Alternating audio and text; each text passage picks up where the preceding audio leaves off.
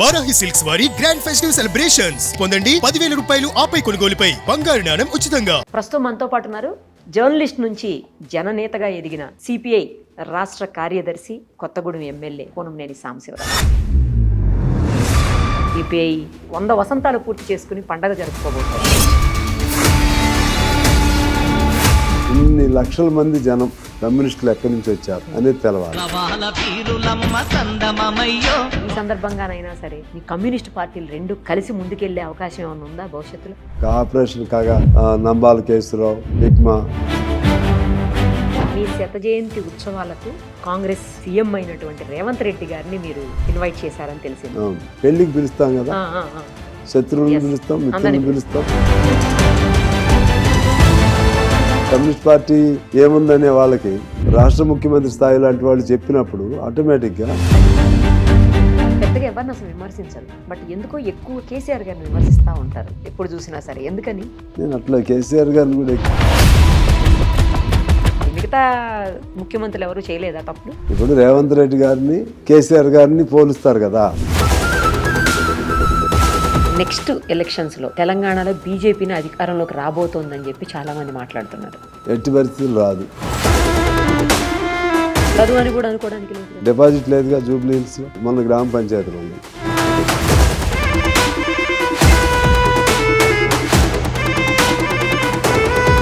ప్రస్తుతం మనతో పాటు ఉన్నారు జర్నలిస్ట్ నుంచి జననేతగా ఎదిగిన సిపిఐ రాష్ట్ర కార్యదర్శి అలాగే కొత్తగూడెం ఎమ్మెల్యే కూనంనేని సాంబశివరావు గారు. ఒకసారి ఆయనతో మాట్లాడదాం. నమస్తే సార్, ఎలా ఉన్నారు? కాలికి చిన్న దెబ్బ తగిలింది మీకు ప్రోగ్రాంలో లాస్ట్ టైం, ఇప్పుడు ఎలా ఉంది? ఏం పర్లే, ఇవన్నీ దెబ్బలు మామూలే. అంతేనా? తగులుతా ఉంటే నడుస్తూనే ఉంటాం. జీవితంలో తగిలే దెబ్బలు అంటారా? అవి పెద్దవి కదా, అయ్యే తట్టుకుంటాం. ఇది చిన్నదేనా? సిపిఐ 100 వసంతాలు పూర్తి చేసుకుని పండగ జరుపుకోబోతోంది. ఎందుకని ఖమ్మంలోనే చేయబోతున్నారు అనేది అందరిలో చర్చ నడుస్తోంది. వాస్తవంగా పార్టీ పుట్టింది కాన్పూర్. అవును. పార్టీ 99 సంవత్సరాలు అయినాక 100వ సంవత్సరంలో అడుగెట్టినాక స్టార్టింగ్ 100వ సంవత్సరం బిగినింగ్ అక్కడ జరిపారు. ఓకే. అంటే 99 ఏళ్ళ తర్వాత 100వ సంవత్సరం, ఒక సంవత్సరం అంతా సెలబ్రేషన్స్ చేస్తారు కదా సార్. బిగినింగ్ అక్కడ. ఆ తర్వాత ముగింపు తెలంగాణ అయితే బాగుంటుందని వాళ్ళు మాకు అవకాశం ఇచ్చారు. ఆ ఇచ్చిన సందర్భంలో హైదరాబాదా ఖమ్మం అని ఆలోచన చేశాం. ఖమ్మం అయితే ఏమిటంటే హైదరాబాద్కి ఖమ్మంకి పెద్ద డిఫరెన్స్ ఏం లేదు. అక్కడికి ట్రైన్ ఫెసిలిటీస్ అన్నీ ఉంటాయి. నల్గొండ చుట్టూ బలమైనవన్నీ కూడా అక్కడ ఉంటాయి. 5 లక్షల మందిని సమీకరించాలని లక్ష్యం పెట్టాం. అక్కడైతే సాధ్యమైద్దని. అంతమందిని ఇటు తీసుకురావాలంటే ఇబ్బంది అవుతుంది. పక్కన ఆంధ్రాకి కూడా అక్కడే కలిసి అంతా అవన్నీ ఆలోచన చేసి అక్కడ పెట్టామమ్మా. చాలా స్పెషల్గా ఉండబోతుంది ఈసారి సభ. ఎందుకంటే ఎప్పుడు చూసి ఉండరు మీరు సిపిఐ సభని అని చెప్పేసి అంటున్నారు. అంత గొప్పగా చేయబోతున్నారని. వాస్తవమే. ఎప్పుడు కూడా ఇంత గొప్పగా, ఇంత గొప్ప ఆలోచన మేము చేయలేదు. ఇప్పుడు సహజంగా పార్టీ దాని పెరుగుదల లేకపోతే మహాసభలు, ఆ ప్రాధాన్యత అంశాలు, ఆయా ఇష్యూల పైన. ఇప్పుడు 100 ఏళ్ళు కదా, 100 ఏళ్ళు అవుతుంది కాబట్టి అంత వినూత్నంగా ఉండాలి. మళ్ళీ 100 ఏళ్ళ రెజల్యూషన్, మళ్ళీ పార్టీ 100 ఏళ్ళు బతికిందంటే మళ్ళీ పుట్టినట్టు లెక్క. మళ్ళా కమ్యూనిస్ట్ పార్టీ పుట్టినట్లుగా పుట్టిన పండుగ జరుపుతున్నాం. దాన్ని ఖచ్చితంగా ఒక అద్భుతమైనటువంటి కదలిక ప్రజల్లో తీసుకురావాలి. కమ్యూనిజం లేదు, అంతరించిపోయింది అనే విమర్శలు చేసేవాళ్ళందరికీ కూడా, అంటే కొంతమంది సద్విమర్శలు కూడా చేస్తారు. మన పార్టీ వెనకట్లాగా బలంగా లేదని. కొంతమంది ఏమో అపహాస్యం చేసే ధోరణిలో మాట్లాడతారు. వాళ్ళందరికీ కూడా ఒక అవగాహన కల్పించడం. ఇన్ని లక్షల మంది జనం కమ్యూనిస్టులు ఎక్కడి నుంచి వచ్చారు అనేది తెలవాలి. అంటే జనరల్గా కమ్యూనిజం ఏముంది, ఏమైపోయింది అని అనేవాళ్ళు ఎవరు తెలుసమ్మా? వాళ్ళు ఇంతకుముందు పలు పార్టీల్లో ఉన్నవాళ్ళు. వాళ్ళు ఆ ప్రశ్న వాళ్ళు అడగరు. ఆ పార్టీలు ఏమైనాయి అనేది చెప్పరు మాకు. అదే నేను ప్రతి వేదిక మీద కూడా అది చెప్తాను. మేము 100 ఏళ్ళు ఉన్నాం. మీరు మమ్మల్ని విమర్శ చేసేవాళ్ళు పోయినసారి ఒక పార్టీ, అంతకుముందు ఒక పార్టీ. ఆ పార్టీలో అధికారం పోతే అవి వదిలేస్తారు, ఇంకో దానిలోకి వస్తారు. మేము మారం. మాకు సిద్ధాంతం ఉంది. మేము ప్రజల కోసం, ప్రజల సమస్యల పైన మా పూర్వీకుల దగ్గర నుంచి ప్రజా ఉద్యమాలు, ప్రజా పోరాటాలు, ప్రజల గొంతుకులాగా కమ్యూనిస్ట్ పార్టీ.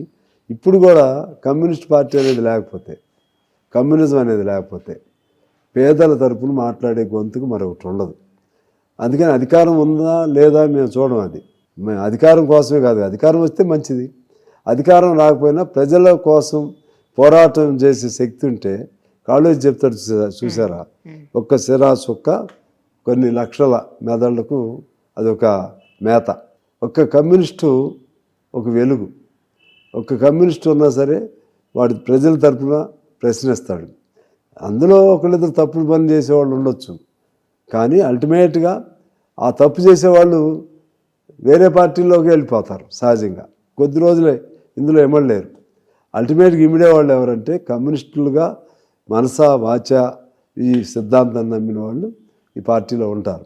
అందుకని ఇంత గొప్ప చరిత్ర కలిగిన పార్టీకి పునరుజ్జీవనం తీసుకురావాలి. ఈ గెలుపు ఓటములు అనేవి ఎప్పుడో ఒకసారి, ఇప్పుడు శ్రీలంకలో ఎవరు ఊహించారు లెఫ్ట్ గెలుస్తుందని? నేపాల్ ఎవరు ఊహించారు? ఇక నేపాల్లో కొద్దిగా బ్యాక్గ్రౌండ్ ఉంది. ఆ తర్వాత మొన్న న్యూయార్క్లో ఒక అతను గెలిచాడు.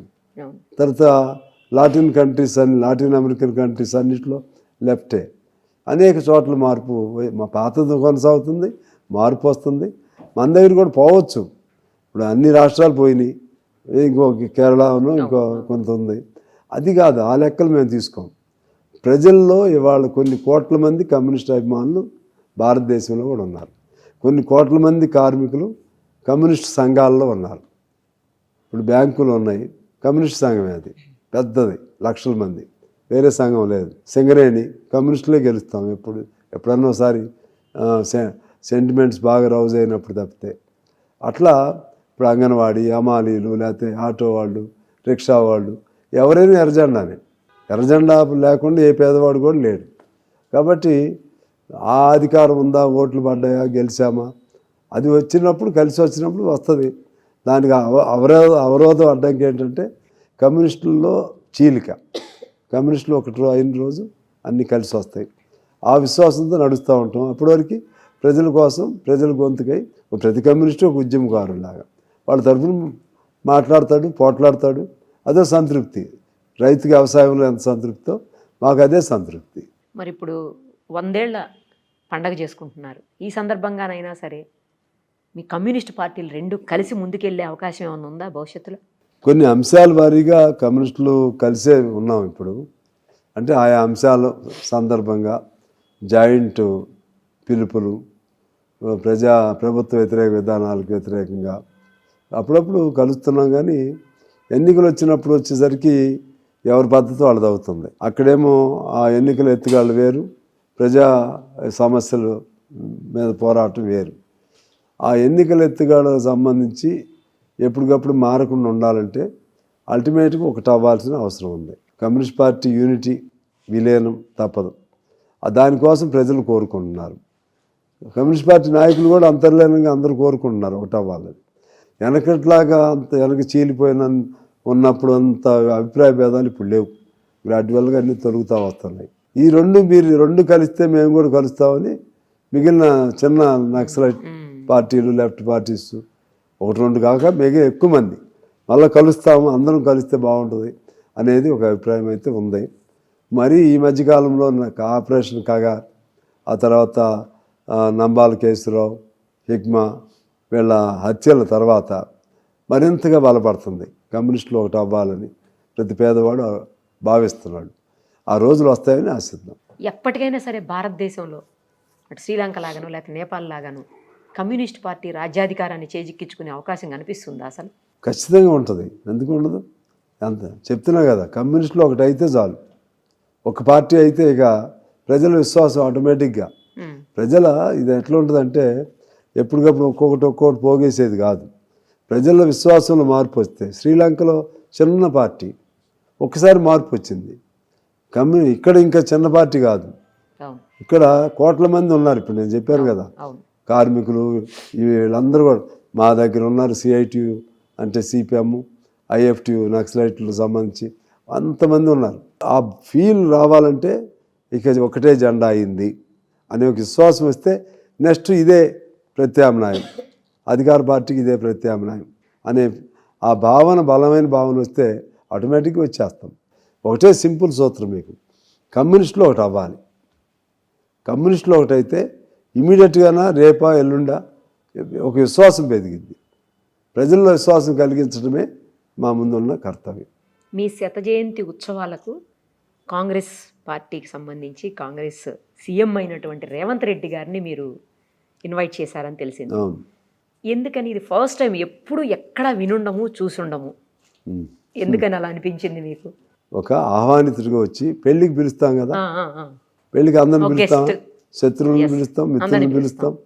పిలిచినప్పుడు వాళ్ళు వచ్చి అక్షంతలు వేసి శుభం చెప్పాలి కదా, ఆశీర్వదిస్తారు. ఆశీర్వదించాలి కదా. అట్లా ఈయన కమ్యూనిజం గురించి ఎప్పుడు మంచిగా చెప్తూ ఉంటాడు, కమ్యూనిస్టులు ఉండాల్సిందే అని. కాబట్టి అటువంటి వాళ్ళు చెప్తే మంచిగా ఉంటుంది ఒక ముఖ్యమంత్రి స్థాయిలో. ఇప్పుడు ఏమిటంటే చాలామందికి కమ్యూనిస్ట్ పార్టీ ఏముందనే వాళ్ళకి ఉండాలి, కమ్యూనిస్టులు అవసరం ఉంది కమ్యూనిస్టులకి సమాజంలో అని రాష్ట్ర ముఖ్యమంత్రి స్థాయి లాంటి వాళ్ళు చెప్పినప్పుడు ఆటోమేటిక్గా అంటే ఆయన ఒక్క మాటతో ఉద్యోగం పెరిగిద్దని కాదు, ఒక విశ్వాసం. లేకపోతే ఎందుకు ఇన్నేళ్ళైన పార్టీ మీదే ఉందని అనకుండా మీరు ఉండాలి, మీరు ప్రజల్లో ఉన్నారు. అసెంబ్లీలో కూడా చెప్తూ ఉంటాడు కదా, పేదవాళ్ళకి ఎర్రజెండా చూడగానే ఉత్సాహం వస్తుంది. అది అటువంటిది ఒక ప్రేరణ కోసం సహజంగా పిలుస్తాం. తమిళనాడులో స్టాలిన్ ప్రతి మీటింగ్కి వెళ్తాడు, కమ్యూనిస్ట్ మీటింగ్కి. ఈయన కూడా కొంచెం లెఫ్ట్గా మాట్లాడతాడు కాబట్టి పిలుస్తాం. వస్తారా? వస్తా అని చెప్పాడు. రాకపోతే అనౌన్స్ చేసేవాళ్ళం కాదుగా. ఓకే. తర్వాత ఎప్పుడు మీరు సీఎం గారితో చాలా క్లోజ్ ఉంటారు. మీరు అసలు ఎప్పుడు అపాయింట్మెంట్ అడిగినా ఎవరికైనా దొరుకుతుందో దొరకదో కానీ సిపిఐ లీడర్స్కి మాత్రం ఖచ్చితంగా దొరికిపోతుంది అపాయింట్మెంట్. అదేం లేదు, అపాయింట్మెంట్ అనేది వాళ్ళ సిస్టమే, వాళ్ళ సిస్టమ్ ప్రకారం జరిగిద్ది. కాకపోతే వ్యక్తిగతంగా నేను వెళ్ళొచ్చు, in the capacity of MLA. ఒక గ్రూప్గా వెళ్ళాలంటే వాళ్ళ ఇబ్బందులు వాళ్ళకు ఉంటాయి, అది అర్థం చేసుకోవాలి. కానీ ఎక్కువ అట్లా పేరు పడిపోయింది. అది ఎందుకని?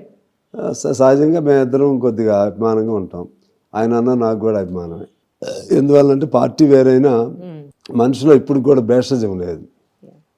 ముఖ్యమంత్రిగా విధానాలు లేకపోతే ప్రతిపక్షాల వాళ్ళు వీళ్ళు విమర్శ చేసుకోవడం అది వేరు. మనిషి నాకు తెలుసు కాబట్టి అప్పుడు ఎట్లా ఉన్నాడో ఇప్పుడు కూడా అదే పద్ధతిలో కుల్లాగా ఫ్రీగా, అసలు తాను ముఖ్యమంత్రి అనే భావనే రానీడు. ఎప్పుడైనా కలిస్తే అసలు అంత ఆత్మీయతగా ఉంటాడు. నాతోనే కాదు, ఎవరిని కలిసినా సరే. ఏదైనా కోపం వస్తే ఆయనకి ఏదైనా ఇదైతే మాత్రం అప్పుడు ఏదే రేవంత్ రెడ్డి గారిని చూస్తాం. కానీ మాలాంటి వాళ్ళ దగ్గర నాకు అది నచ్చింది. నా స్టైల్ కూడా అదే. అందరితో చిన్నప్పుడు ఎలా ఉన్నాను, పెరిగే కొద్దిగా అలాగే ఉంటా. ఎప్పుడు కూడా నేను ఎమ్మెల్యే అయినా అవ్వకపోయినా మా జిల్లాలో కానీ మా నియోజకవర్గంలో కానీ అది మనిషి అన్నాక ఆ హ్యుమానిటేరియనిజం ఉండాలి, హ్యూమన్ టచ్ ఉండాలి. నేనేదో ఆకాశంలో ఉన్నానని ఆయన ముఖ్యమంత్రి గారు అనుకోవద్దు, ఎవరు అనుకోవద్దు. అనుకుంటే ఎప్పుడు ఉండరు కదా అట్లా. అది ఆయనలో ఉన్న గొప్పతనం. రెండోది, ఆయన నాకు అసెంబ్లీలో కూడా స్పీకర్ గారు కానీ ఆయన కానీ సబ్జెక్టు కట్ చేయాలనే ఆలోచన రాదు వాళ్ళకి. ఎందుకంటే ప్రజా సమస్యల మీద మాట్లాడతారు వీళ్ళు. ప్రజా సమస్యల పైన విడిగా వేరే కాంట్రవర్సీ కోసం మాట్లాడటము, ప్రచారం కోసం మాట్లాడటము, ఏదో కొద్దిగా పెద్ద పెద్ద బండ మాటలు మాట్లాడితే ఇమీడియట్గా ప్రెస్లో ఫోకస్ వస్తుందని అట్లా మాట్లాడడం. కాబట్టి మనం మాట్లాడే రాష్ట్రానికి, రాష్ట్ర ప్రయోజనాలకి, మా పేదవాడికి అనుకూలంగా ఉంటుంది. కాబట్టి దాన్ని సహజంగా ముఖ్యమంత్రి గారు కానీ లేకపోతే లెజిస్లేచర్ మినిస్టర్ గారు కానీ స్పీకర్ గారు కానీ నేను అనుకుంటున్నా మరి మాట్లాడుతున్నప్పుడు నన్ను కట్ చేయరు మధ్యలో. ఆయన రేవంత్ రెడ్డి గారు నేను ఫస్ట్ టైం ఆయన టీడీపీ నుంచి ఎమ్మెల్యే గెలిచినప్పుడు నేను కూడా ఫస్ట్ టైం అప్పుడు గెలిచాను.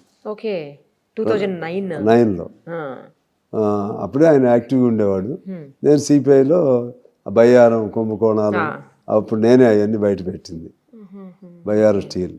ఆ సందర్భంగా చంద్రబాబు గారు రేవంత్ రెడ్డి గారిని దాని మీద, అప్పుడు ఆయన యాక్టివ్గా ఉండేవాడు కదా, ఆ సబ్జెక్ట్ ఆయనకి అప్పచెప్పాడు ఫైట్ చేయటానికి. ఇటు మేమిద్దరం దాన్ని వర్కౌట్ చేసి అట్లా సంబంధాలు బాగానే ఉండేవి, చాలా అభిమానంగా ఉంటాం.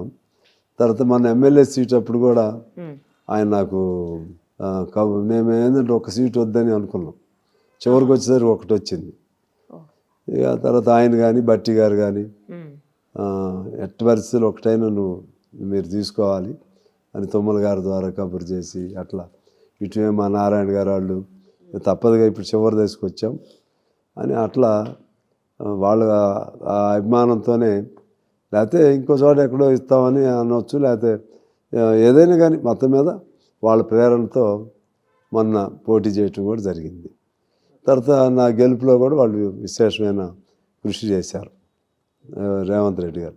గెలిచిన తర్వాత కూడా ఇప్పుడు కొన్ని ఉన్నాయి, పబ్లిక్ అకౌంట్స్ కమిటీ ఉంటుంది పిఎస్సి, అటువంటి దానిలో సహజంగా ఒక్కళ్ళకి ఇవ్వరు. ఆయన చెప్పాడు డైరెక్ట్గా, నన్ను ముందు పియూసీలో పెట్టారు, పబ్లిక్ అండర్టేకింగ్ కమిటీలో. నన్ను అడిగారు మీ ఇష్టం ఎందులో పెట్టుకోండి అన్న, కమిటీస్ ఉంటాయి కదా. ఆయన్ని మార్పిచ్చాడు, దాన్ని మార్పిచ్చి సబ్జెక్ట్ తెలిసిన వాళ్ళు మాట్లాడేవాళ్ళు ఉండాలి అని అట్లా. అంటే వ్యక్తిగతంగాను తర్వాత లోపల సబ్జెక్టు కూడా ఉపయోగం ఉంటుందని ప్రాధాన్యత ఇస్తూ ఉంటాడు ఆయన. ఏదో అన్ని రకాలుగా అట్లా అయితే పడింది. జనంలో వీళ్ళిద్దరు మంచిగా సాంబశివరావు గారు అంటే ఆయనకి బాగుంటాడు, రేవంత్ రెడ్డి గారు అంటే ఈయన బాగుంటాడు, అట్లా ఒక టాక్ అయితే వచ్చింది. దాన్ని అయితే నేను మంచిదే అనుకుంటా, దాన్ని నేను చెడగొట్టుకోను. నాకు అట్లా ఉంది కదా అని చెప్పి నేను వేరే దుర్వినియోగం చేయటం అది చేయను. ఆయన ముఖ్యమంత్రి, నేను ఎమ్మెల్యే, ప్రజల సమస్యల పరిష్కారం కోసం ఆయన దగ్గరికి వెళ్తాం. ఆయన కూడా జెన్యూనిటీ ఉంటుంది కాబట్టి నో అనడం, ఏదన్నా సాధ్యం కానప్పుడు చెప్తాడు. అటువంటిది మా రిలేషన్. మీరు ఎక్కువగా పెద్దగా ఎవరిని అసలు విమర్శించరు, బట్ ఎందుకో ఎక్కువ కేసీఆర్ గారిని విమర్శిస్తూ ఉంటారు ఎప్పుడు చూసినా సరే, ఎందుకని? నేను అట్లా కేసీఆర్ గారిని కూడా వ్యక్తిగతంగా విమర్శించి పెట్టనే. మీరు ఎవరిని అనకపోయినా ఆయన అయితే ఖచ్చితంగా అంటుంటారు. అంటే ఆ అంశం వచ్చినప్పుడు ఇప్పుడు ప్రభుత్వ విధానాలపైన వాళ్ళు ఏమైనా మాట్లాడారనుకో, ఇవన్నీ వాళ్ళు చేసిన ఆ కాలం ఉందనేది చెప్పడం కోసం తప్పితే ఇవన్నీ అప్పుడే జరిగినాయి కదా. వ్యక్తిగతంగా నేను కేసీఆర్ గారిని కానీ కేటీఆర్ గారిని కానీ హరీష్ రావు గారిని ఎవరిని కూడా నేను మాట్లాడను, సబ్జెక్ట్ పైనే మాట్లాడతా. ఎందుకంటే నేనన్న వాళ్ళకు కూడా గౌరవంగా ఉండేది. కేసీఆర్ గారు కేటీఆర్ గారు కూడా చాలా గౌరవంగా ఉండేవాళ్ళు. నాకు కొద్దిగా అటువంటివన్నీ కూడా ఉంటాయి, పాతవి కొన్ని గుర్తు వస్తాయి. తొందరపడి ఒకప్పుడు బాగా కొద్ది రోజులు కలిసి ఉన్నప్పుడు మంచి అభిమానం ఉన్నారు కదా. కొన్ని రోజులు కలిసి ఉన్నారా సార్? మరి అప్పుడు మునుగోడు ఆ టైంలో కలిసి ఉన్నాను. ఇక అందుకని కొద్దిగా మానవ విలువలు అవి నేను పాటిస్తా. అందుకే వ్యక్తిగతంగా నాకు తెలిసి ఎప్పుడు అన్నాను. వ్యక్తిగతం మీన్స్ పాలసీస్కి సంబంధించి ఎవరిని విమర్శించరు, ఓన్లీ కేసీఆర్ గారిని విమర్శిస్తారు, అది నేను అంటున్నది. లేదు అట్లా కూడా లేదు, మీరు పొరపాటు విన్నారు. కానీ ఆ పార్టీకి సంబంధించిన విధానాలు వచ్చినప్పుడు చెప్తాను అంతే, నేను అట్లా ఎప్పుడు లేదు. సందర్భం వచ్చినప్పుడు మాట్లాడతాం. ఇప్పుడు 2 కంపారిజన్ వచ్చింది, 2 కంపారిజన్ వచ్చినప్పుడు ఇవన్నీ మీరు ఇంతకుముందు చేశారు, వాళ్ళు ఆ తప్పులు చేశారు, మీరు ఇది చేయొద్దని వీళ్ళకి చెప్తాను నేను. ఓకే, అంటే గతం నుంచి కూడా అనేక పార్టీలు రాష్ట్రాన్ని పరిపాలించినప్పుడు, ఉమ్మడి రాష్ట్రం ఉన్నప్పటి నుంచి పరిపాలించినా కూడా మీరు ఎస్పెషల్లీ బీఆర్ఎస్ లేదా టీఆర్ఎస్ వీళ్ళని మాత్రమే అంటారు ఎందుకు అనేది, మిగతా ముఖ్యమంత్రులు ఎవరు చేయలేదా తప్పులు? ఇప్పుడు సందర్భం. ఓకే, ఇప్పుడు రేవంత్ రెడ్డి గారిని కేసీఆర్ గారిని పోలుస్తారు కదా. తెలంగాణ ఫామ్ అయిన తర్వాత ఆయన ఇంతకుముందు ముఖ్యమంత్రి, ఇప్పుడు ఈయన ముఖ్యమంత్రి. ఆ వచ్చిన సందర్భంలో సహజంగా చెప్పక తప్పదు. తర్వాత ఇప్పుడు ఆ కాలంలో కూడా నేను ప్రతి దానిలో కూడా మంచి కోణాన్ని చూస్తాను. ఎప్పుడు నేను ప్రతి మనిషిలో నెగిటివ్ షేడ్ని అసలు తీసుకోను, పాజిటివ్ షేడ్ ఏముందో చూస్తాను. నాకు రాజశేఖర రెడ్డి గారు కూడా నేను కొద్ది రోజులే ఉన్నా, బాగా గౌరవించాడు, అభిమానించాడు. అంటే అసెంబ్లీలో అప్పుడు నేను మాట్లాడే కొద్ది రోజులు 2 సెషన్ల వరకు ఉన్నాం కదా, అప్పుడే బాగా సబ్జెక్ట్ బడ్జెట్ మీద కానీ బాగా మాట్లాడేవాడిని.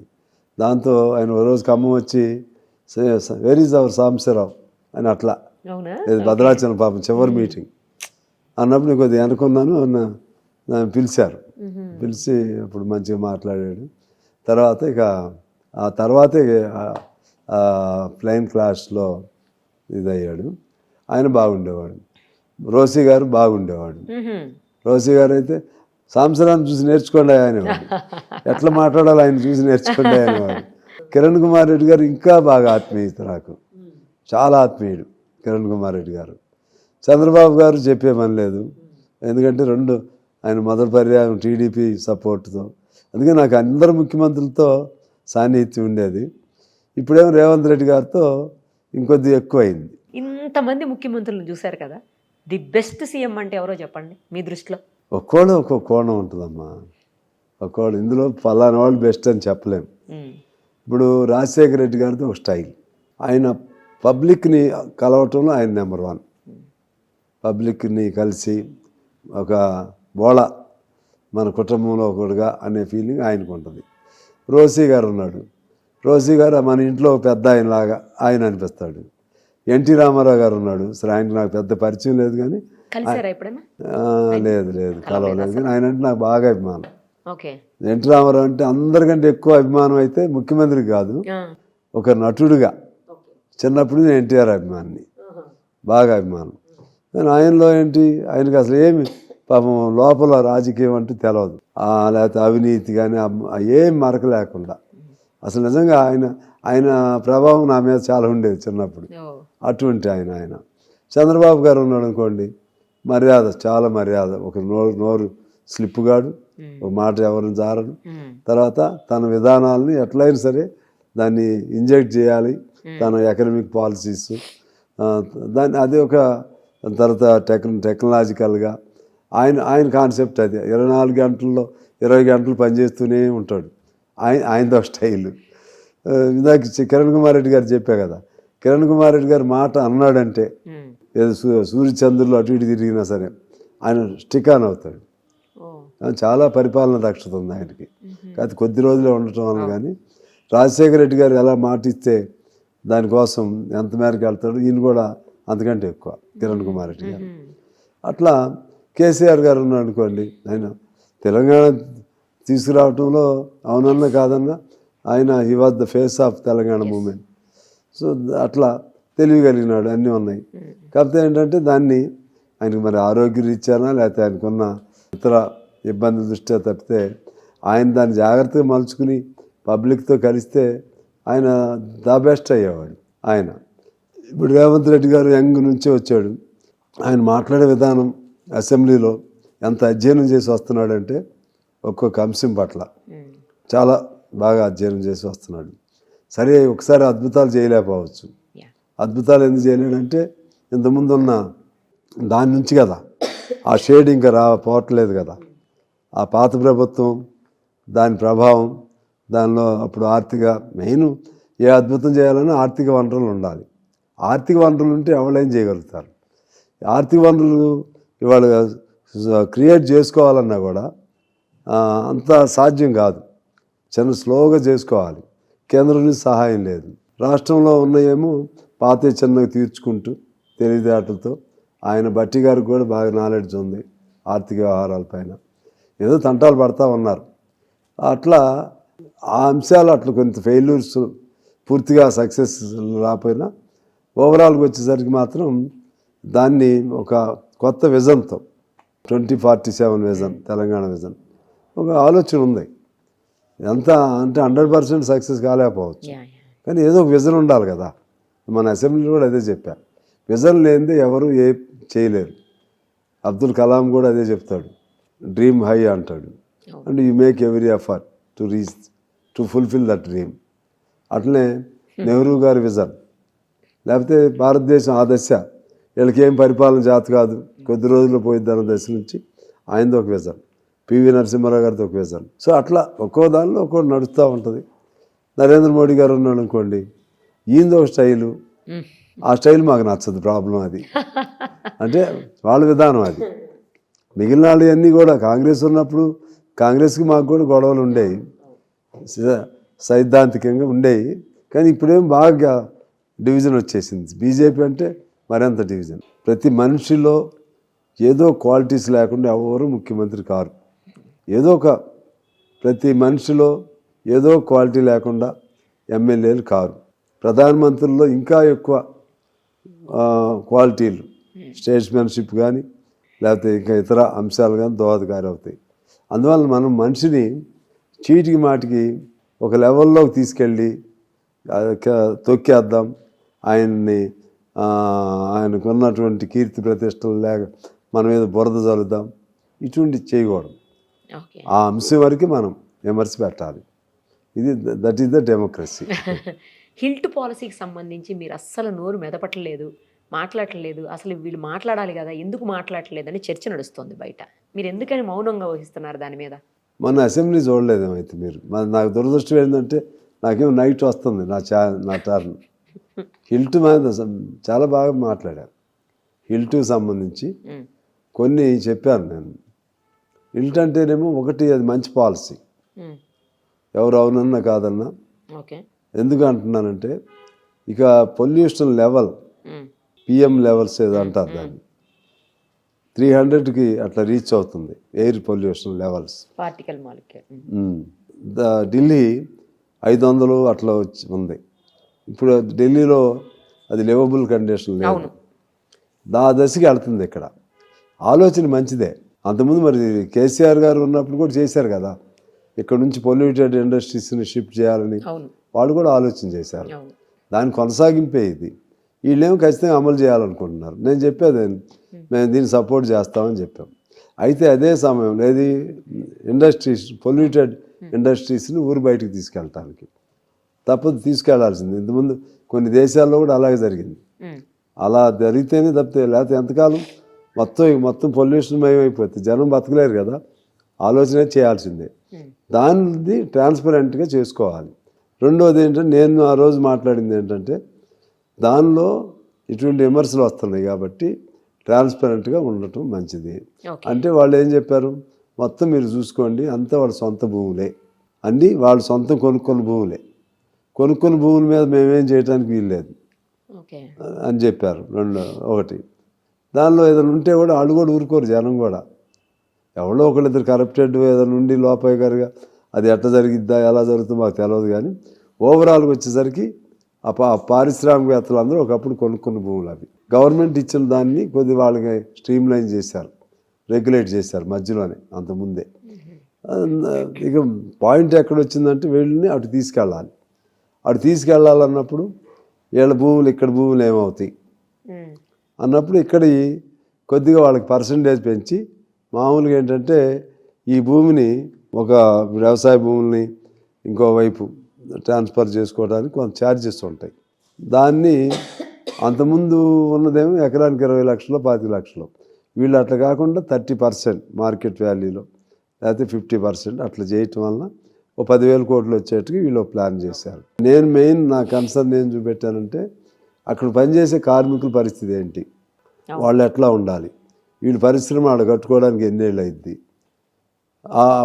అయినప్పుడు ఈ కార్మికులకు అవకాశం ఉంటుందా లేదా, ఇటువంటివి ఉన్నాయి అని నేను మాట్లాడాను.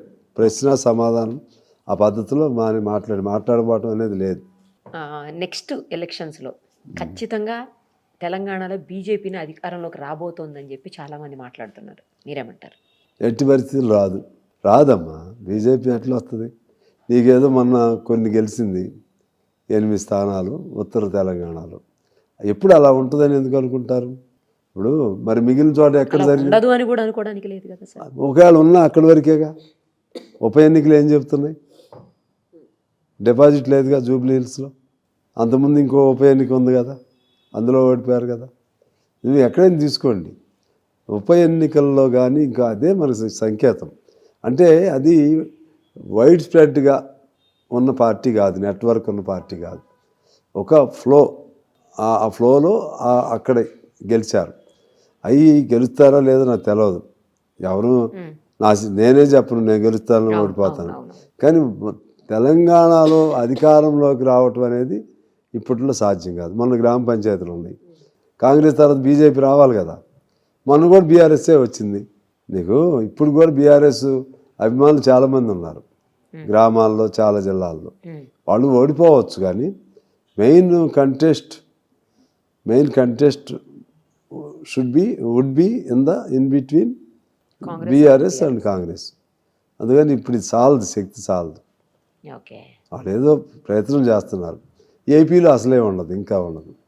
ఇది జరిగే పరిస్థితి. అందుకని బీజేపీ వచ్చే సమస్య లేదు నా దృష్టిలో. రైట్. మీరు ఏపీలో పుట్టారు, ఏపీలో పెరిగారు, ఏపీలో చదువుకున్నారు, ఇక్కడ పొలిటికల్గా అంటే రాజకీయంగా ఇక్కడ ఎదిగారు. ఆంధ్ర తెలంగాణ అని వచ్చినప్పుడు ఎటువైపు ఉంటారు? ఏపీలో పుట్టి మొత్తం కలిపి మా స్వగ్రామంలో 4 ఏళ్ళు ఉండి ఉంటా. మా అమ్మ వాళ్ళ ఊరు నల్లూరుపాలెంలో ఒక 4 ఏళ్ళు 3 ఏళ్ళు ఉన్నా. ఓకే. నాకు 7వ సంవత్సరం అంటే 7 ఏళ్ళ వరకు అడాడు తిరిగాము. ఓకే. తర్వాత తిరుపతిలో చదివా. అది ఆంధ్రనే. ఆంధ్ర కావచ్చు. తిరుపతిలో చదివాను. తిరుపతి అక్కడ చివరిలో డిగ్రీ అప్పుడు మాత్రం కొద్ది రోజులు మళ్ళా పొన్నూరులో చదివాను. నా లైఫ్లో ఎక్కువ సంవత్సరాలు ఎక్కడున్నాను? తెలంగాణ. 45-46 ఏళ్ళు అయింది.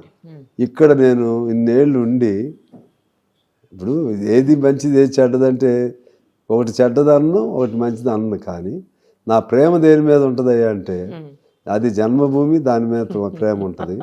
ఇటు కర్మభూమి, ఇక్కడ ప్రేమ ఉంటుంది. అదనంగా ప్రేమ రేపు నేను మరణించిన తర్వాత నేను ఎక్కడ మరణిస్తాను? కర్మభూమి ఇక్కడే. నాకు మంచి ఏం చేయలేను. నా ఆత్మీయులంతా వీళ్ళే, మా ఆత్మీయులు. అసలు అక్కడ నన్ను ఎవరు గుర్తు కూడా పట్టుకోరు కదా. అందుకని నా జనం అంతా ఇదే, ఇక్కడే తెలంగాణ కావాలని ఉద్యమం కూడా చేశాను. తెలంగాణ ఉద్యమంలో పాదయాత్ర చేసిన ఏకైక ఎమ్మెల్యే నేనే తెలంగాణ కోసం. ఒకసారి పొన్నూరు కాలేజీలో డిబేట్ పెట్టారు. శామ్యుల్ అని మన కోదండరామ్ గారి లాగా అక్కడ సమైక్యాంధ్ర ఆయన కన్వీనర్. ఆయన డిగ్రీలో మాకంటే సీనియర్గా Ponnuru college PVN college senior అని చెప్తారు. ఆయన పిలిచారు ఏదో వార్షికోత్సవం, నన్ను కూడా పిలిచారు. ఇద్దరిని డిబేట్ పెట్టారు. డిబేట్ పెట్టి చెప్పారు, అవును నేను ఇక్కడే పుట్టా, మా దగ్గర మా కొత్తగూడెలో నేను ఇక్కడ పుట్టినట్టు కూడా తెలియదు అప్పట్లో. నేను అంత కొత్తగూడె అనుకునేవాడు కదా. నేను మంచి ఉద్యమ పీక్ స్టేజ్లో నేనే చెప్పాను, ఒకళ్ళోళ్ళు అట్లా తిట్టుకోవద్దా, ఆంధ్రాలో పుట్టినవాడు దొంగ, ఈ కేసీఆర్ గారి భాష అది కరెక్ట్ భాష కాదు. కేసీఆర్ గారి పూర్వీకులు కూడా ఆంధ్ర వాళ్ళే. అట్లయితే వాళ్ళ పూర్వీకులు ఆంధ్ర వాళ్ళే కదా. అందుకని ఎప్పుడు ఎక్కడ పుట్టావు అనేది కాదు. అట్లా అనుకుంటే మొత్తం మానవ జాతి మొత్తం ఒక ప్రాంతం నుంచి ఒక ప్రాంతం ఎప్పుడోసారి షిఫ్టింగ్లే, ఎప్పుడోసారి అటు ఇటు మారిన వాళ్ళే. ఇది కాకతీయ సామ్రాజ్యం ఉన్నప్పుడు అటు నుంచి చాలామంది ఇటు వచ్చారు. మళ్ళా బ్రిటిష్ వాళ్ళు ఉన్నప్పుడు ఇటు వాళ్ళు అంతమంది కాకపోయినా కొంతమంది అటు వెళ్ళారు. అందువలన ఇది ఇప్పుడు ఉన్న సమస్య ఏంటి, మనకు కావాల్సింది ఏంటి, పరిపాలనాపరమైనటువంటి అంశంగా ఉండాలి తప్పితే వ్యక్తిగతాల జోలికి వెళ్ళొద్దాయా. అట్లా నేను ఎవరైనా తిట్టితే నేను ఆపేవాడిని. మరి నేను పుట్టింది మరి ఆంధ్ర గుంటూరు జిల్లా, మా ఊరు ఫలానా, మా పుట్టినూరు, మీకు ఎవరికి తెలవదు నేను చెప్తున్నా అని చెప్పేవాడిని. అందుకని నాకు అందులో ఆ భేషజాలు లేవు, మొహమాటాలు లేవు, అంతా చెప్తాను. అల్టిమేట్గా నీ ఛాయిస్ ఎటువంటి అల్టిమేట్గా నాకు తెలంగాణ. ఎలా వచ్చారు అసలు తెలంగాణకు? డిగ్రీ చదివేటప్పుడు కొద్దిగా రచనలు ఇవి ఎక్కువ అలవాటు, నాటకాలు, ఏకపాత్రాభినయాలు అవి బాగా రాసేవాడిని. అట్లా మా నాన్నగారికి కమ్యూనిస్ట్ పార్టీతో కొద్దిగా పరిచయాలు సంబంధాలు ఉండేవి. ఆయన రైతు సంఘ అధ్యక్షుడిగా ఏదో పెట్టారు.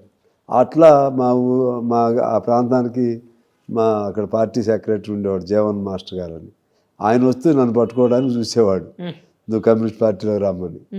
నేను అవన్నీ నాకు వద్దులే అనేవాడిని. నేను అప్పుడు అంతా సరదా తిరిగేవాడిని జనాలను వేసుకుని. మొత్తంగా నన్ను ఏమి పెట్టాడంటే, నువ్వు బాగా రాస్తావు కదా, విశాల ఆంధ్ర అయితే బాగుంటుంది, నువ్వు అందులో సబ్ ఎడిటర్గా అవకాశం వచ్చింది, నువ్వు దానిలో టెస్ట్కి పాల్గొంటే అట్లా అక్కడ టెంప్ట్ అయ్యా.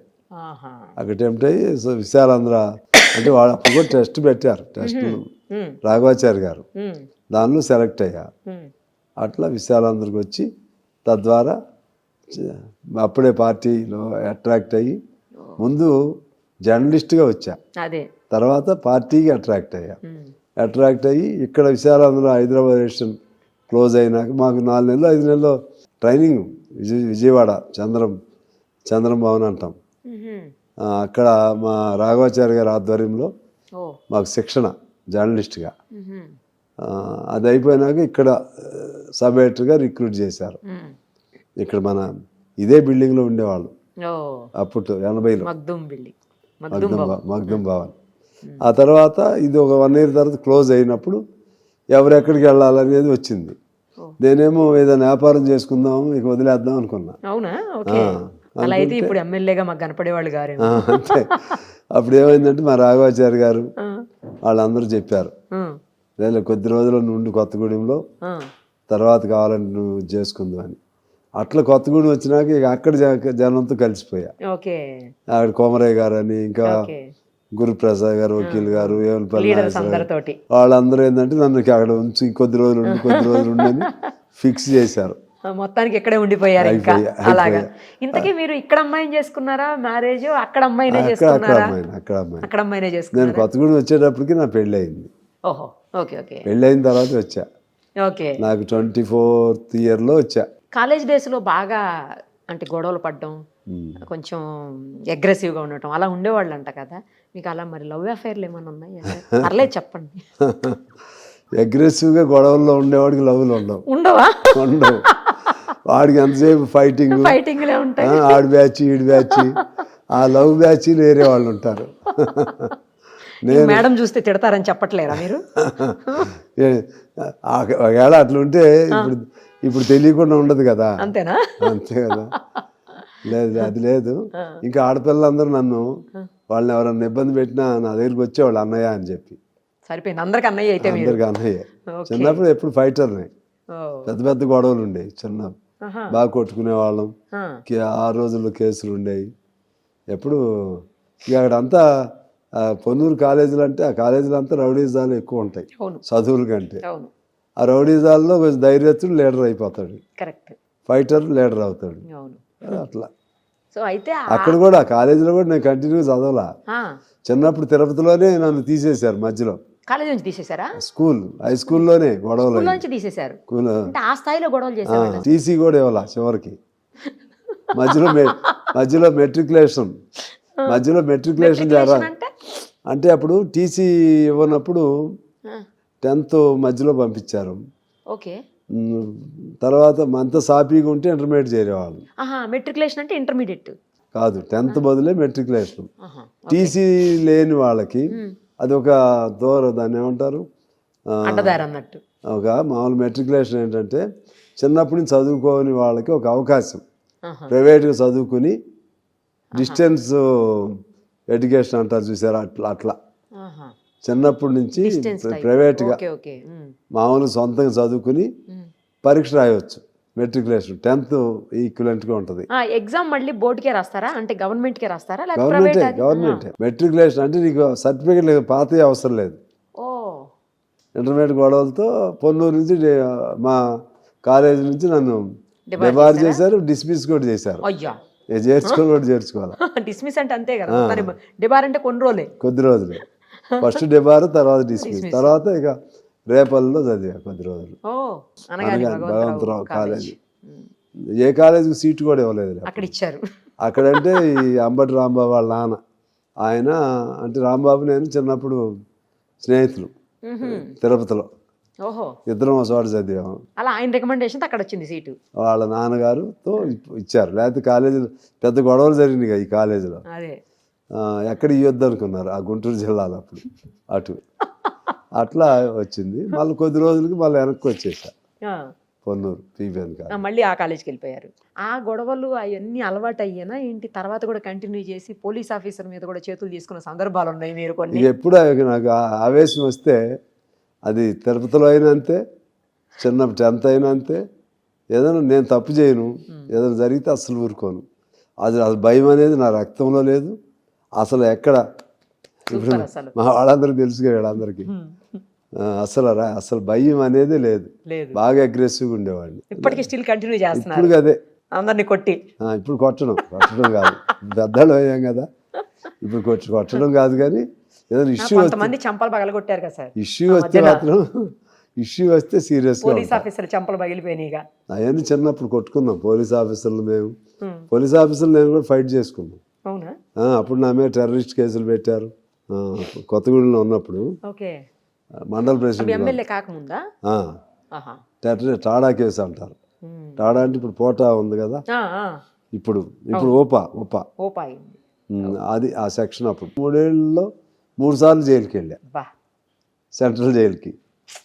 మండల అధ్యక్షుడిగా ఉన్నప్పుడు ఎన్నిసార్లు తిన్నారు జైలు కూడా మొత్తంగా? చాలాసార్లు చాలాసార్లు తిన్నారా? చిన్నప్పుడు ఎప్పుడే అంతే, అగ్రెసివ్తో గొడవలు ఎప్పుడు జరిగాయి కదా. మండల ప్రెసిడెంట్గా ఉన్నప్పుడు 2 సార్లు, ఒకసారి నెల 15 రోజులు, ఒకసారి నెల రోజులు. అంతకుముందు 83లో డైరెక్ట్ ఐపీఎస్ నేను గొడవ పడ్డాం, కొట్టుకున్నాం 83లోనే. ఓహో.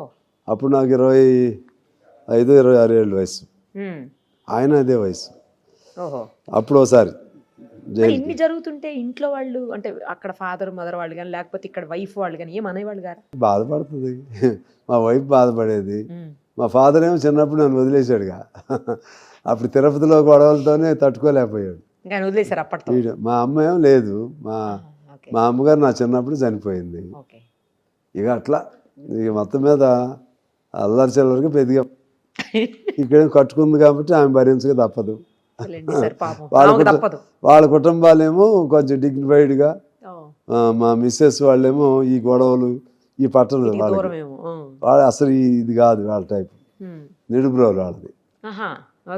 వాళ్ళది కొంచెం పెద్ద కుటుంబాలు, డీసెంట్గా ఉండేవాళ్ళేమో. అంటే మేము డీసెంట్గా ఉండమని కాదు, అంటే అలా మీరు గొడవలు కదా, మాదేమో ఇది టైప్, మరి వాళ్ళకేమో అవన్నీ కొత్తగా ఉంటాయి ఆ గొడవలు. అంతేగా మరి. అందుకని ఇప్పుడు ఆమె ఎక్కువ ఫ్రీగా మా ఇంట్లోనూ బంధువులతో మేరకు మాత్రమే, బంధువులతో కూడా అంత అందరితో. మా మిస్సెస్ ఏమో కొంచెం రిజర్వ్ టైప్, పార్టీలో కూడా అందరికి తెలవదు ఆమె. అయ్యో, ఈ స్థాయిలో ఉన్నా కూడా మీరు తెలవదు, అసలు బయటికి రాదు ఎక్కువ, ఇప్పటికి కూడా రాదు. మీరు మేడం కలిసి నాకు ఒక్క 10 నిమిషాలు ఇంటర్వ్యూ ఇవ్వాలి సార్. ఆన్ కెమెరా చెప్పండి, ఒప్పుకోండి. ఆమె కూడా ఒప్పుకోవాలి, మీరే ఒప్పియాలి. సరే, నేను ఒప్పిస్తాను, ఒప్పించుకోండి. సరే సార్, కలిసి చేద్దాం. మీరును అంబటి రాంబాబు గారు ఇద్దరు క్లోజ్ ఫ్రెండ్స్ అని, చాలా గొడవల్లో వాటిల్లో వీటిలో ఇద్దరు కలిసి తిరిగేవాళ్ళంట, నిజమేనా? అంత గొడవలు అనేది కాదు కానీ చిన్నప్పుడు కొద్ది 2-3 ఏళ్ళు ఉన్నాం కలిసి అక్కడ. తర్వాత అతను వచ్చాడు, చిన్నప్పుడే అల్లరి రాంబాబు, అంబటి రాంబాబు. నేనేమో గొడవలు ఎక్కువ ఉండేవి, రాంబాబు అందరిని కదిలిస్తూ ఉండేవాడు. అది చిన్నప్పుడు రాంబాబు బాగుండేవాడు, మంచి అందంగా ఉండేవాడు. మేమిద్దరు బాగా సన్నిహితమే, ఆడ సన్నిహితమే బాగా, అంటే చాలా చిన్నప్పుడులే. తర్వాత అప్పుడు నేనేం ఫైటర్ని, రాంబాబు అంత సీరియస్ ఫైటర్ కాదు కానీ మొత్తం మీద ఇప్పుడులాగానే బాగా అడావుడి ఎక్కువ చేసేవాడు చిన్నప్పుడు. ఇప్పటికి మీ ఇద్దరు ఫ్రెండ్షిప్ కంటిన్యూ అవుతుందా? లేదు, ఎప్పుడన్నా ఒకసారి. అప్పుడు మా మధ్య కొద్దిగా అప్పుడప్పుడు మాట్లాడుకునే వాళ్ళం కానీ ఇప్పుడు ఒత్తిడి అయిపోయింది కదా. మీ బిజీ మీది, ఆయన బిజీ అయింది. ఓకే, సో మొత్తానికి ఆంధ్ర తెలంగాణ అని బాగా బ్యాలెన్స్ చేసుకుంటూ వచ్చారు సార్ మీరు. అవును, వాస్తవం అంతే కదా, అంతేలేండి, చేయాల్సిందే. ఇప్పుడు లేకపోతే ద్రోహం అయింది, ఉన్నాను కాబట్టి ఆంధ్రాని తిడితే, లేకపోతే అక్కడికి వెళ్ళినప్పుడు తెలంగాణని తిడితే. మనం మనుషులం, ఇక్కడ ఏ ప్రాంతమైనా మనుషుల మనస్తత్వాన్ని మనం గుర్తించాలి, గౌరవించాలి. మనిషిగా కలిస్తే సమాజం, అందరూ కలిసినప్పుడే మంచి సమాజం. ఏదో స్వార్థం కోసం వాడు ఆంధ్ర దొంగని, అక్కడేమో తెలంగాణ వాడు దొంగని, ఈ భాష ఈ పరిభాషలు ఇవి కొంతమంది స్వార్థంగా మాట్లాడతారు. హక్కుల కోసం పోరాడు, తెలంగాణ కావాలి, పాలనాపరమైన సౌలభ్యం కోసం, ఇటువంటి అంశాల మీద పోరాడు. అట్లా ఉండాలి తప్పితే నేనేంటంటే నేను I'm in between in the sense, రెండు బాగుండాలి. I wish both states should be good, both states should be flourish equally. Correct idea నాదే. కానీ కమ్యూనిస్ట్ పార్టీ కూడా అంతే. అంతేలేండి, కమ్యూనిస్ట్ పార్టీ లైనే నా లైన్ కదా. ఒపీనియన్ అంటే మీ ఒపీనియన్ ఇది, కమ్యూనిస్ట్ పార్టీ ఒపీనియన్ నా ఒపీనియన్. అంతేలేండి, ఇద్దరు అదే కదా, రెండు అదే. అంతే కదా. మూవీస్ చూస్తుంటారా? చూస్తా, చిన్నప్పుడు బాగా చూసేవాడిని, ఇప్పుడు అసలు లేవు. కానీ దానిలో చూస్తా, సోషల్ మీడియా ఉంటుంది కదా, చిన్న వస్తాయి రీల్స్ చూస్తారా? అమ్మా, మీకు అంత టైం ఉంటుందా? కారు ఎక్కారనుకో అదేది యూట్యూబ్లో బ్రహ్మానందం, ఎంఎస్ నారాయణ, లేకపోతే పాతవి ఎన్టీ రామారావు అవి బాగా ఇంట్రెస్ట్. అదే కాలక్షేపం నాకు. అదేలేండి. చిన్నప్పుడు బాగా చూసేవాడిని. ఎన్టీ రామారావు అభిమాని. ఎన్టీ రామారావు అంటే బాగా అభిమానం. ఆయన సినిమాలు ఎక్కువ చూసేవాడిని. ఈ మధ్య కాలంలో ఏదైనా మూవీ చూసారా? అసలు లాస్ట్ ఏం చూసారు? నాకు అసలు గుర్తుకోలేదు. ఎప్పుడో అప్పుడు కొత్తగూడెంలో ఉన్నప్పుడు వెళ్ళేవాళ్ళం. నేను మా మిస్సెస్ అప్పుడప్పుడు వెళ్ళేవాళ్ళం. జనం అందరూ గోల్ చేశారు, మీరు సినిమాకి రావటం ఏంటి. నేను చిన్నప్పుడే నేను అందరిలాగా ఉంటే మా వాళ్ళకి ఇష్టం ఉండేది కాదు. కొత్తగూడెంలో హోటల్ భోజనానికి వెళ్ళినా ఇష్టపడేవాడు కాదు. మాస్ ఏరియా, హీరోయిక్ ఇమేజ్గా ఉండేది. మా సింగరేణి కదా, ఎప్పుడు గొడవలు వాటిల్లో. దాంతో నేను ఎటు వెళ్ళినా గుంపులు పిల్లలు వచ్చేవాళ్ళు. అది ఒకటి. రెండోదేమో ఇక సినిమాలు ఇవన్నీ ఈ ఒత్తిళ్ళ పడి చిన్నగా పోయినాయి.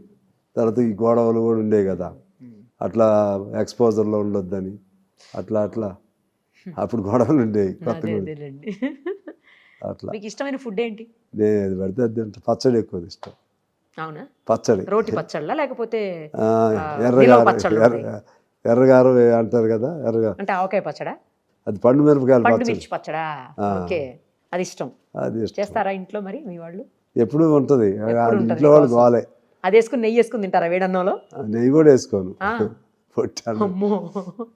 ఇంట్లో వాళ్ళేమో ఎన్ని కూరలు ఉండేది తిన్నాని చెప్పి గోల చేస్తారు వాళ్ళు. మరి అంతే కదా. పచ్చడి ఎక్కువ తింటా, స్వీట్ ఎక్కువ.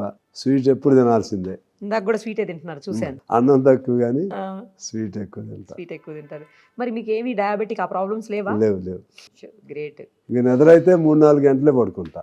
3-4 గంటలే రోజు. 12:30-1 గంట అయింది. తిరగాలిగా ఊళ్ళో. కొత్తగూడెంలో ఉన్నా అనుకో, మళ్ళీ 4:30-5 లేస్తా. మీ బాడీకి అలవాటు చేసేసినట్టున్నారు. నిద్ర తక్కువ, బాగా నిద్ర పోవాలనిపిస్తుంది కానీ దొరకదు. ఆ మేరకు ఎప్పుడైనా కారులో ఉన్నప్పుడు నిద్రపోతా. కార్లో పడుకుంటారా? అలవాటు ఉందా? ఉంది. ఈ ఫోన్ మొదలెడితే హైదరాబాద్ వరకు ఫోన్లు, లేదా ఖాళీ దొరికితే ఇందా నేను చెప్పానే రీల్స్. అది. పిల్లలు ఎంతమంది మీకు? 2. ఏం చేస్తున్నారండి వాళ్ళు? 2 జాబే ఇక్కడే హైదరాబాద్లో. సాఫ్ట్వేర్. మ్యారీడా వాళ్ళు? 2. వాళ్ళకి లేదా ఇంట్రెస్ట్ పాలిటిక్స్ లోకి రావాలి, పొలిటీషియన్స్ కావాలన్న ఇంట్రెస్ట్ లేదా? బాగా తెలియగలిగిన వాళ్ళే కానీ ఇక మనం ఆ వైపుగా వాళ్ళకి అలవాటు కాల. కాకపోతే ఎలక్షన్లు వచ్చినప్పుడు వస్తారు, మంచి ఉపన్యాసం చెప్తారు. ఇద్దరు సపోర్ట్ చేస్తారు మీకు. మొదట ఎలక్షన్ అప్పుడు మీకెందుకు ఏం తెలుసేయడాన్ని వద్దనేవాడిని. వాళ్ళు నన్ను పట్టించుకోకుండా వాళ్ళు తిరగటం మొదలెట్టారు. వాళ్ళు బాగానే నేను ఎడని వాళ్ళు వెళ్ళి కవర్ చేసేసేవాళ్ళు. ఓకే. ఫైనల్గా ఒక్కటి చెప్పండి సార్. నార్మల్గా పొలిటీషియన్స్ అంటే విపరీతంగా సంపాదన, ఏదో ఒక రకంగా బాగా ఆస్తులు కూడా పెట్టుకోవటం, ఇవన్నీ జనరల్గా అందరిలో ఉన్నటువంటి ఒక అభిప్రాయం. అది ఒక రకంగా నిజం కూడా. సో మీరు వచ్చేసరికి ఏంటంటే మీకు ఏదన్నా అంటే మీ శాలరీ పరంగానో లేకపోతే ప్రభుత్వ పరంగా వచ్చే ఏమున్నా కూడా ₹1 కూడా మీరు తీసుకోరు. పార్టీకో లేకపోతే ఆఫీసులకో, పార్టీ ఆఫీసులకో, లేదంటే పేదవాళ్లకో, లేదా మీ నియోజకవర్గంలో ఉన్నటువంటి ప్రజలకో ఖర్చు పెడతారు అంటుంటారు. మొదటి నుంచి కూడా నాకు డబ్బు మీద అసలు ధ్యాస లేదు. మా నాన్న కూడా అదే గొడవ చేసేవాడు. నువ్వు ఎవడే డబ్బులు తినవద్దు కానీ నీ డబ్బులు ఖర్చు ఎందుకు పెట్టుకుంటావురా అని. చివరికి నీ చేతిలో ఏముండదు అనేవాడు. అయితే ఇక్కడ వచ్చేసరికి ఏంటంటే ఇప్పుడు నాకు ఎమ్మెల్యే శాలరీస్ వచ్చినా చివరికి వచ్చేసరికి ₹1 ఉండదు. నెలకు వచ్చేసరికి ఖర్చు పెట్టేస్తూనే ఉంటా. అట్లే నాకు అంతకుముందు నా స్కూల్లో కానీ లేకపోతే నా ఉండేది. పంటల మీద వచ్చే డబ్బులైనా ఎప్పుడు ₹1 ఉండదు. ఎప్పుడు అప్పులే ఉంటాయి. ఎప్పుడు అప్పులే ఉంటాయి. అలా అప్పు లేకుండా నేను ఇంతవరకు లేను. అంటే ఎవరు నమ్మరు దాన్ని. అసలు ఒకవేళ ఎవరైనా సహాయం చేసినా అది మొదట్లో ఆ సహాయం కూడా తీసుకునేవాడిని కాదు. ఇప్పుడు ఏదన్నా సహాయం చేసినా ఖర్చులు ఎక్కువ అవుతున్నాయి కాబట్టి పార్టీకి ఇవ్వమంటా. ఏదో ఎవరికైనా వర్క్ ఇచ్చినప్పుడు కొద్దిగా ఇస్తారు కదా సహాయం, దాన్ని అసలు నేను తీసుకోను. అసలు నా చేతికి ₹1 తీసుకోను ఎక్కడ. పార్టీకి ఇండి అకౌంట్ ప్రకారంగా అట్లా కమ్యూనిస్ట్ పార్టీగా పద్ధతి అది మేము చేసేది. నేనైతే ఇంతవరకు అదే నా సంతృప్తి. నేను మా స్కూల్ ఉన్నప్పుడు కూడా ప్రతి ఏడు దాదాపు 200 మంది పిల్లలకు ఉచితంగా చదివించేవాడిని నేను నడిపినప్పుడు. ఇప్పుడు స్కూల్. వదిలేశారా సార్ మీరు? కొంత పోయింది స్కూల్లో సగం, ఈ అప్పులయ్యే అయ్యో. పోయింది. కొంత ఏదంటే వేరే మా పిల్లలే లీజుకి ఇచ్చి నడుపుకుంటున్నారు. ఆహా. అప్పుడంటే వేరే వాళ్ళకి లీజుకి ఇచ్చాం. మా కింద ఉన్నప్పుడు బాగుండేది, పిల్లలకి ఎక్కువ మంది చదివించేవాడిని, ఓ. ఎక్కువ మందిని, బాగా మంచి చదువు, సిబిఎస్ఈ సిలబస్. అదే సంతృప్తి, నిజాయితీ ఉండటం సంతృప్తి. కాకపోతే బాధ ఎప్పుడంటే ఈ అప్పులు తీర్చలేక, ఇప్పుడు ఎలక్షన్లు వచ్చినాయి, మొన్న గ్రామ పంచాయతీ ఎన్నికలు అప్పులు చేయాల్సి వచ్చింది. అవునన్నా కాదన్నా ఖర్చులు ఉంటాయి, ఎంతో కొంత ఉంటుంది. ఉంటాయి. తర్వాత తప్పదు, ఈ ప్రభావంలో వాళ్ళు ఎదుటాడు పెట్టినంత పెట్టకపోయినా కొంత పెట్టాలి. అసెంబ్లీలు ఉంటాయి అనుకో, మళ్ళీ అసలు చేతిలో రూపాయి ఉండదు, మళ్ళీ రేపు మున్సిపాలిటీలు మళ్ళీ అప్పులు అవుతాయి. పోయినసారి కూడా అంతే, అసెంబ్లీ వచ్చేసరికి డీజిల్కి డబ్బులు లేకుండా మొదలుపెట్టాం. అయ్యో. అది వాస్తవం. అది అట్లా ఉంటుంది. ఆర్థికంగా కొద్దిగా అరాచకత్వమే నాది, కొద్దిగా అరాచకత్వం. కానీ మాకు గురుప్రసాద్ గారు అని మాకు వకీల్ గారు ఉండేవాడు, మంచి సిన్సియర్ ఆయన మా ఇంటికి వచ్చి మా మిస్సెస్ని నన్ను ఇద్దరిని కూర్చోబెట్టి, పెద్ద ఆయన, అన్ని లెక్కలు అడిగి, నీకు ఎందుకు అంత అప్పులు అవుతున్నాయి, నీ పంట పొలాలు ఏమైంది, నీ భార్య పంట పొలాలు ఏమైంది, నీ స్కూల్ మీద వచ్చేది ఏమైంది. ఆర్థికంగా వచ్చేసరికి ఒక విధంగా అది నాకు మంచిదే అనిపించింది. కాకపోతే ఎలక్షన్లు వచ్చినప్పుడు ఇబ్బంది అవుతుంది. ఎలక్షన్లు వచ్చినప్పుడు ఎవరు నమ్మరు కదా, అందులో నేను బాగా ఖర్చు పెడతా అంటే నాకు బాగా ఉంటుంది అనుకుంటాను. సహజంగా ఖర్చు పెట్టేవాడిని చూస్తే ఈ దగ్గర బాగా ఆదాయం ఉంది, లేదా బాగా ఉండదు. ఖర్చు అంటే నాకు ఉన్నాయి, పెట్టేస్తూ ఉంటాను. ఉంటే అయిపోయే వరకు చూడను, తర్వాత జేబులో ఉండవు, మళ్ళీ ఎవరినైనా అడుగుతా. ఇది బండి. ఎలక్షన్లు అప్పుడే ఇబ్బంది, అదొకటి. లేకపోతే పెద్ద అది లేకపోతే ఏమైంది మనకు. కానీ ఏమైతే ఏమైందిలేండి సార్, కోనంనేని సాంబశివరావు గారు ఒక మంచి ఎమ్మెల్యే చాలు. Okay, right sir, thank you so much.